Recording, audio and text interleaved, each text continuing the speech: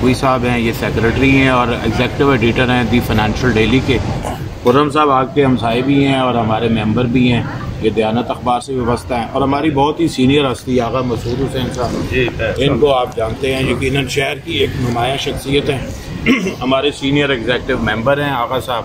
नईमुद्दीन साहब हैं, ये हमारे एडिटर कोऑर्डिनेटर हैं डेली पाकिस्तान में। हमारे साथी जो हैं मोहम्मद अली साहब हैं, आसिफ साहब हैं, और ये भी हमारे साथी हैं। हमारे और भी साथी आना चाहते थे, लेकिन रमज़ान की वजह से कोऑर्डिनेट करना आना में ज़रा थोड़ी दुश्वारी थी, तो इसलिए हम जो है वो ज़रा जितने हम लोग पहुंच सकते थे। तो अब्बास नकवी साहब ने कोऑर्डिनेट किया हमारे लिए।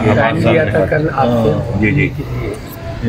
तो हम चाहेंगे कि हम की दावत भी आपको दे रहे हैं इसके फौरन बाद जो इतवार है उस पर इंशाल्लाह। जी। और फिर वैसे मौलाना उनका जो एक तरीका था उस एतबार से हम भी आपको चाय पानी पर बुलाएंगे इंशाल्लाह।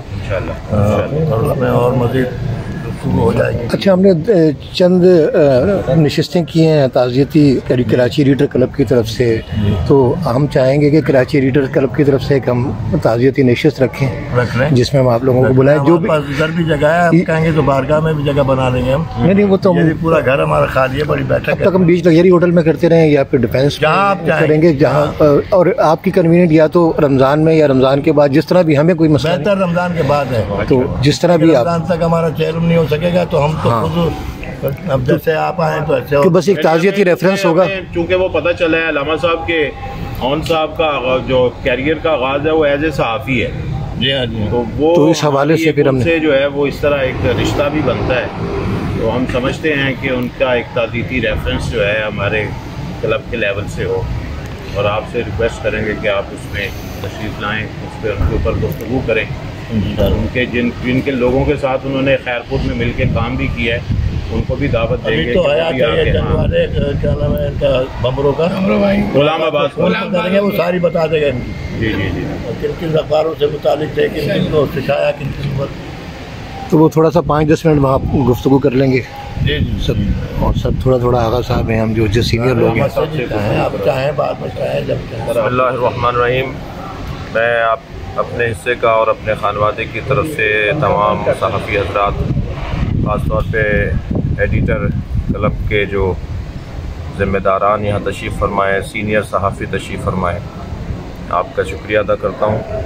मौलाना सईद मोहम्मद और नकवी अपने बचपन से ही लिखने के और तहरीरी रस्ते से अपने मौक़िफ़ को पेश करने के कायल थे। उनकी खूबियों में खूबी ये थी कि चाहे वो सरकारी, रियासती या सिविल सोसाइटी के मेंबरान या किसी भी बाइख्तियार फ़र्द से जब वो बात करते थे तो वो इस बात के कायल थे कि लिख कर बात होनी चाहिए। और उस ज़रिए से उन्होंने एक लंबी फहरिस्त है जो उन्होंने अपने मौक़िफ़ को साबित करने में, अपने हुकूक़ की बहाली में, अपने मज़हब के दिफा में और इंसानियत की जो इशूज़ और मसाइल हुआ करते थे उन्हें रोशन करने में, उन्हें मनवाने में तहरीर का सहारा लिया। हमारा बचपन था वो खैरपुर की सतह पर, और फिर खैरपुर से वो मुरासलात भेजते थे कराची और मुख्तलिफ़ इलाक़ों में। फिर जब कराची आ गए तो यहाँ भी मुसलसल लिखना उनकी आदत थी। तहरीरी जो उनके आसार हैं, उनकी जो बाक़ियात हैं वो बहुत रोशन है, बहुत ज़्यादा हैं। यानी शायद दसियों डायरियाँ कहना कम होगा, सैकड़ों डायरियाँ और रजिस्टर भरे हुए हैं जिसमें वो अपने मक़ालात को लिखते थे। अखबारात ने बहुत लिखा उनके नाम, और यही सबब बना कि हमारा छोटा भाई भी इस फील्ड में आया, और वो पहले सहाफ़त के ज़रिए से और फिर बाद में उसने कमीशन का इम्तहान पास करके वो डिस्ट्रिक्ट इंफॉर्मेशन ऑफिसर हुआ और आजकल सक्खर में है। तो गरज़ ये कि आप हज़रात की जो खिदमात हैं, सहाफ़त अरबी का लफ्ज़ है और सहाफ़त अरबी में मुख्तलिफ़ बिखरे हुए सफ़ात के जोड़ने को कहा जाता है, और इसीलिए जल्द बनाने वाले को इराक़ ईरान में सहाफ़ी कहा जाता है।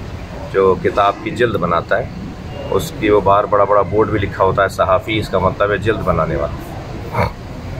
तो माशरे के बिखरे हुए सफ़ात को जोड़ना सहाफ़त है, और ये काम आपके हिस्से में आया है। बहुत बड़ा खुदा पसंद पेशा है। औन साहब के हवाले से दूसरा पहलू मैं ये अर्ज़ करूँगा कि वो जहाँ एक बहुत अच्छे एक सहाफ़ी उन्हें कहा जा सकता थे, वहाँ वो अच्छे बाप भी थे, अच्छे भाई भी थे, अच्छे पड़ोसी भी थे, अच्छे बेटे भी थे। और मैं आयतुल्लाह ख़ुमैनी के दर्स में शामिल था, तो हज़रत आयतुल्लाह ख़ुमैनी ने एक दफ़ा ख़िताब करते हुए फ़रमाया, हुज़ूर के डॉक्टर बनना आसान है, इंजीनियर बनना आसान है। एक लंबी लिस्ट बयान करने के बाद उन्होंने कहा कि आलिम बनना आसान है मगर इंसान बनना मुश्किल है। तो औन साहब इस बाब में भी बहुत ही एक अच्छे शहसवार थे कि वो एक अच्छे इंसान भी थे। और जिसकी एक छोटी सी मिसाल मैं दूंगा कि उनकी जानिब से जो मुख्तलिफ़ घरों में नादार लोगों को इमदाद का सिलसिला था, तो एक ख़ातून उसी लिस्ट में ख़ातून हर महीने कोई बेवा को जाता था, कोई यतीमों को कोई रकम जाती थी, और वो एक दफ़ा अपने वक्त पे लेने आई और इत्तफ़ाक़ हुआ कि उन साहब घर पे नहीं थे। तो जब वो आकर चली गई तो दूसरे या तीसरे दिन उन्होंने तय किया कि मैं ख़ुद घर पहुंचा के आऊँगा पैसे। वो दौरानिया था कि जिस दौरानिया में वो उनके घर पैसे पहुंचा रहे थे, और इसी रिजविया में जहाँ पिछली रिहाइश थी वहाँ मौलाना के घर में कुछ शरपसंद लोग दाखिल हुए और हमारे घर में दाखिल हुए। उनके हाथ में असलहा था और बाकायदा मौलाना को ढूंढ रहे थे। वो डकैत नहीं थे, वरना वो लूट थे। वो शायद मारने आए थे और जब उन्हें नहीं मिले तो वो वापस चले गए। तो अक्सर इसको दोहराते थे कि ये 3000 रुपये से मेरी जान बची है। वो 3000 की रकम उनको खातून को जाती थी। तो वो गरज एक लंबी लिस्ट है उनकी खिदमात की। हम तो ज़िंदगी में भी नाशनास थे और अब भी उनकी शनासाई से बहुत ज़्यादा गाफिल हैं कि क्या अल्लाह ने एक नेमत दी थी। दुआ है कि अच्छे लोगों में माशरे में इजाफ़ा हो। और अदब के फ़रोग़ में कराची में मजहबी अदब, क्योंकि पहली शनाख्त उनकी मज़हब की है, तो मजहबी अदब में उन्होंने बहुत अपना हिस्सा डाला।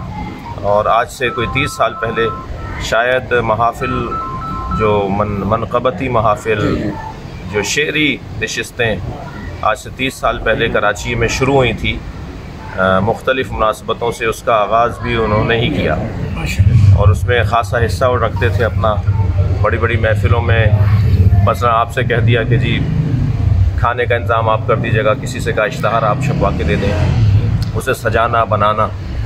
जब उनका जनाजा और उनका स्वयं बहुत ही मुनज़्ज़म और सजा हुआ एक बड़े इंतज़ाम के साथ हुआ, तो मेरे वालिद गिरामी मुझसे पूछ रहे थे कि ये इतने लोग जो जनाजे में आए हैं, इतने लोग जो शरीक हुए हैं, ये क्यों आए हैं, क्या इनको हमसे गरज है। तो मैंने कहा जी किसी को तावीज़ दिया होगा, किसी पर दुआ दम की होगी, किसी के बच्चे का नाम रखा होगा, किसी के जनाजे में शरीक हुए होंगे, किसी के यहाँ गमी में शरीक हुए होंगे। तो ये सब वो लोग हैं कि जिनसे उनका अपना ज़ाती ताल्लुक़ था। बेहैसियत एक आलिम भी और बेहैसियत एक इंसान और एक अच्छे शहरी। एक मुद्दत तक कराची की सियासत में उनका बड़ा हिस्सा था। इस हद तक हिस्सा था कि हम थोड़ा घबरा भी रहे थे कि उनका हिस्सा कुछ जो है वो किसी और इसके मनफी पहलुओं की तरफ ना चला जाए। तो ये भी एक उनकी ज़िंदगी का पहलू था। और फिर आलिम ऑनलाइन डॉक्टर आमिर लियाकत ने जब शुरू किया तो उसके बानी भी यही थे। पहला प्रोग्राम जो हुआ जी, उसमें मौलाना मोहम्मद नकवी साहब और जनाब शब्बीर अजहरी साहब, मौलाना शब्बीर अजहरी मरहूम, ये दोनों से आगाज़ हुआ। तो बहरहाल एक लंबी लिस्ट है उनकी खिदमात की। आप लोगों का एक दफ़ा शुक्रिया अदा करूँगा कि आपने हमारे गम में शिराकत की और हमदर्दी फरमाई। अल्लाह आपके मरहूमीन की भी मग़फ़िरत फरमाए।